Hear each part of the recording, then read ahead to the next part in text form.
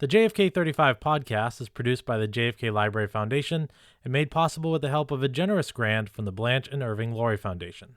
JFK 35 is a production of the JFK Library Foundation. The views, thoughts, and opinions expressed are the guest's own and do not represent the views, thoughts, and opinions of others at the JFK Library Foundation or the JFK Library, including staff, board, or donors. We like to show these to students today so that they can see that across history, there are students who have similar concerns and who have expressed them and have taken a civic action of writing to one of our leaders, in this case, President Kennedy. Lessons from a letter? This week, we open a remarkable window into the past through the words of young people who picked up their pens and urged President Kennedy to take action on civil rights. The JFK Library's education director, Suzi Fonda, shares some of her favorites. Powerful, heartfelt messages from students demanding justice and equality for Black Americans in the South. That's next on JFK 35.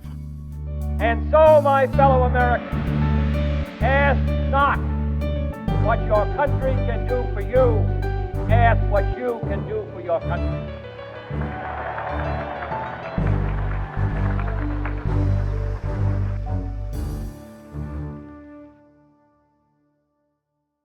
Hello, I'm Matt Porter. Welcome to our 15th season of JFK 35. The John F. Kennedy Presidential Library is home to more than 24 million documents, 500,000 photographs, 35,000 artifacts, and tens of thousands of audio and visual recordings. Together, they tell a story of a president, a family, and an era that reshaped America. From drafts of historic speeches to rarely seen family photos, the library's collections reveal the personal moments and pivotal decisions that defined JFK's presidency. And this season, we're taking a look into the archives and museum collections. Each episode, we'll hear from staff members from the library and the foundation to share the items that inspired them most and the stories behind why they matter. Our guest this week is the library's education director, Suzi Fonda. Suzi has been with the library since last year. She's been a museum educator for more than 20 years, including at the Museum of Fine Arts in Boston and the Concord Museum in Concord, Massachusetts. Suzi, I'm so glad you could be here. Thanks for joining me. Thank you for having me, Matt. Okay, Suzi, you are the director of education, and you're new to the library. Before we get into some of the items that you want to talk about today, why don't you tell us a little bit about what you do here at the library for people who may not know the library's role in educating people who come in the building? Sure. So my primary responsibility as the Director of Education is managing our programs for K-12 students and teachers, and that includes our field trip programs. So we get students from grades 3 through 12 who come to visit the library and participate in programs related to the Kennedy administration, to civics, to 1960s history, and the like. And I oversee that as well as our programs for teachers who can do professional development opportunities here to help become better teachers of history and civics. Great. Now that we know a little bit about you and what you do, let's talk about the items you brought for us today. Now, you have brought for us what is often common in the archives, teachers assigning a classroom assignment to write to the president. And here you've got a class from Brooklyn, New York. Why don't you tell us a little bit about the class and the teacher's assignment and why this assignment, out of many that the library has received, why this one stands out for you? Sure. So this letter is one of several that was sent by a teacher in Brooklyn in June of 1963. And she had a class project where she had her students write a letter to President Kennedy after discussing in class some of the events that were going on around the integration of the University of Alabama earlier that month. And we have examples. We have the cover letter that the teacher sent, as well as the letters that the students themselves sent. We also have a response from one of John F. Kennedy's advisors, that the response to the teacher that was sent a few days later. Yeah, and we'll talk, I think, about a couple letters. And I've got one in front of me that I want to start with that you've highlighted for us. This one is from Paula O'Malley, member of the class in Brooklyn, New York.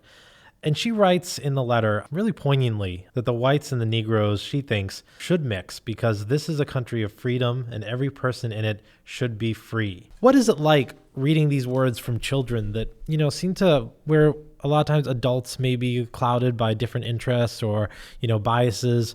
You get these letters from children, they just seem raw and honest. What is that your take? What do you think of it from these words? Absolutely, Matt. We We like to use these letters. We use these in a program that we do with our fifth grade students, which is Civil Rights and Civic Action. And most of the participants are fifth graders, much like these letter writers. And as you say, they are very much, they do really get to the heart of the matter around issues of equality and fairness, which is something that developmentally is very important to 11 and 12-year-olds. And so we like to show these to students today so that they can see that across history, there are students who have similar concerns and who have expressed them and have taken a civic action of writing to one of our leaders, in this case, President Kennedy. What is it like for the students today to read these words in these classroom exercises you guys do? What are the reactions you get? They're often very surprised that students that are the same age or a little bit older were taking civic action during the civil rights movement. We talk about this letter in the same time that we're talking about examples of children who were 13, 14 years old and participating in things like the Children's Crusade. And so there often is this sense when you are 10 or 11 and you're many, many years away from being able to vote that you don't have a say in what goes on, and seeing these examples of ways that they too can take civic action, whether it is, by participating in protest or things like that, but also being able to simply be able to send a letter to get in touch with your leaders, whether it's somebody like the president or the governor or even local leaders, about what concerns them. Yeah, letter writing is such a powerful but simple mechanism of communicating your thoughts to the president of the United States. And I know here at the library, every President's Day, the library, I know, offers the opportunity for students to write to the current president. Have you been there for that activity? And what is it like to watch the people come into the library, the kids and sometimes adults, writing letters to whoever is currently leading the country? Yeah, it's a really powerful experience, and it's something that has been a part of our President's Day for many years. And we, what it's interesting to see what people are concerned about, both kids and adults. And, letter writing certainly is a lost art in a lot of ways, and to be able to sit and put words to paper and to be able to have them sent by our staff directly to the current presidential administration is something that really it gives you the opportunity to try to make a difference. This correspondence does live on. We have these letters because we have all of the president's correspondence. And so, future historians will see. Hopefully you have that impact now, but you also, future historians will learn what the citizens of this country who are writing to the president were concerned about. I think when people think of the archives and the presidential library and what we keep, obviously classified documents or speeches, speech drafts, important executive orders, all these policy and, things that affect the government on a day-to-day. But I think sometimes people may not realize that we also keep things like correspondence, all of it or most of it. Like sometimes we get for example, on certain periods like the bus boycotts, there might have been so much correspondence that there's what they call sampling, where they take only a small section. But for the most part, libraries keep an immense amount of correspondence and preserve it for eternity, or as long as these institutions will exist. What do you think of that? It's kind of the other side of the coin, right? People think about all the important documents that are kept here, but you've chosen a document for you that resonates, which is just a simple letter from a fifth grader. Why do you think it's important that we keep those documents as much as we do things that are of more substance maybe that the president did? Well, I think, oftentimes when you work in a presidential library, you're talking about people who are often very powerful and very famous. And I think but so much of history is not made necessarily by the people in power. It is the story of your average person and your average student in Brooklyn who's seeing what's going on in Alabama and wants to make a difference and wants to write a letter. And it gets at the pulse of Americans and what they were interested in, what they were concerned about, and what was on their mind. We often hear from the most powerful people, and to be able to hear from just average people and what are their hopes, what are their dreams. Fascinating. And so we talk a lot about the letters to the president. Let's look at the response that these students were given. Can you tell us a little bit about the person who wrote the response and, what they basically said to these students who gave these messages of kindness and empathy? Sure. So the letter that was sent back to the teacher from Lee White, who was assistant special counsel to the president, and not an intern or someone. Not right? an intern. Like someone no, of pretty good importance. Exactly. Mm-hmm. Yeah. And and he starts the letter with, "The president wants me to thank you for your letter, enclosing the ones for your 5th grade students. He's always glad to hear from young students and is pleased to know of their interest in the welfare of our country," which I think that's so meaningful. Oftentimes, again, you write a letter off to somebody famous, and you're not necessarily going to hear back. But to actually hear back from somebody who works directly with the president and makes specific connections to their concerns. He goes on to say, "It is as difficult to explain prejudice and discrimination as it is to understand war and violence." And I can just imagine being a teacher or being a student in Brooklyn and getting this letter back and seeing that their voices have been heard and that the president is moving in the same direction that they are. This is coming in the context of the summer of 1963 when JFK made his famous speech calling for a Civil Rights Act, when you had the March on Washington just a few weeks later. So this is a really pivotal summer, and to be able to hear back specifically from somebody who works in the office with the president and to assure the kids that this is something that they're working on. It's so impactful, I think, if you're a 4th or 5th grader and you get any response from the White House that they heard your concern. Before we close, I'm going to read again from another letter, this time from Robert Adler, who writes, "I am white, and if I lived down in Alabama, I would try to make friends with the Negro people. The Negroes down in Alabama want integration. So why don't you make the white people mix with the Negro people?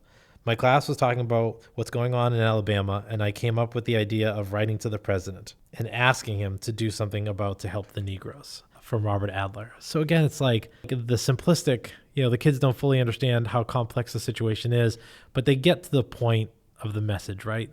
They do. And it's, they clearly have been paying attention. They've been talking about this in class, been watching what's been going on in the news in June of 1963. And they, for this to come from a student, that this wasn't the teacher wasn't imposing this on them, that the student himself had the idea of let's write to President Kennedy about this, and then it became a class project. So seeing young people taking the initiative to get involved, to inform themselves, which is such an important part of any civic action, and to try to make an impact, even if it's just in one small way.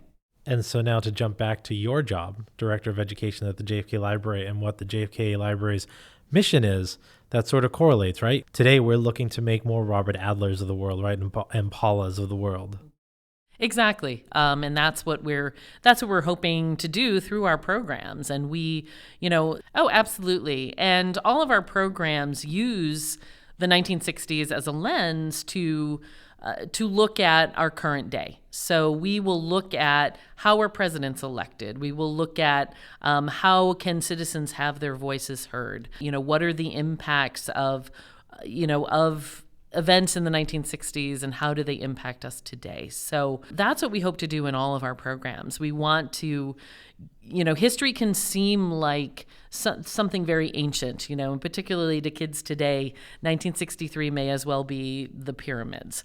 So this is a way for kids to make connections with what was going on in the 1960s with today, and hopefully take inspiration to get into public service or to learn about the issues and to take action. And eventually, hopefully, they become participants in civil democracy, and that they do the things that they can do, like to vote or to petition their representatives or to write letters as they did back then. So it's always inspiring to see these 10 and 11-year-olds who walk away from here really excited about what they've learned, and hopefully will apply it to what they do in the classroom and what they do beyond.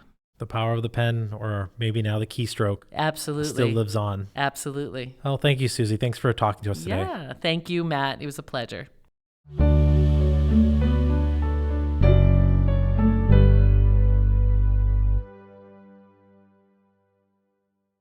Thank you for listening to our second episode in our special Staff Picks series. If you're interested in learning more about some of the items we discussed today, you can visit our podcast page for this episode. It includes links to photographs of all the items we mentioned today. If you have questions or story ideas, email us at jfk35pod@jfklfoundation.org or tweet at us at JFK Library using the hashtag JFK35.